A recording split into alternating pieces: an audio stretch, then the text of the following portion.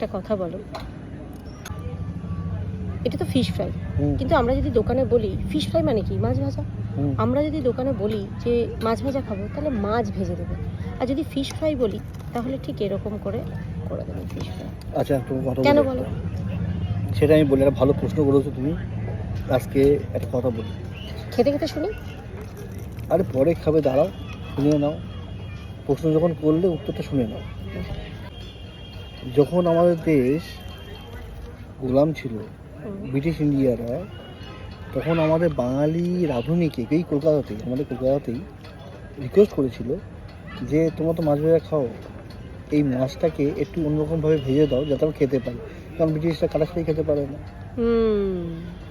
সেই জন্য তখন আমাদের একজন কলকাতার ইন্ডিয়ান রাঁধুনি, সে তখন ভেটকি মাছ দিয়ে এই ফিট কেটে মশলা দিয়ে এইভাবে করে বানায়, সেখান থেকে নাম হয় ফিশ ফ্রাই। আমরা বাংলা কি বলছি? মাছ ভাজা। কিন্তু মাছ ভাজা মানে বোঝাচ্ছে শুধু মাছ ভেজে দিচ্ছে, ফিশ ফ্রাই মানে এই জিনিসটা।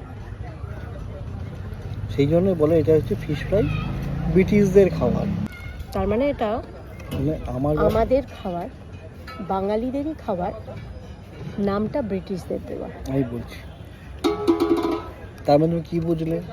তার মানে মেন মদ্দা কথা হলো আমার বাড়ির গান আর আমার মেয়ের হাত ধরে টান, এটা হচ্ছে পরিষ্কার বাংলা কথা।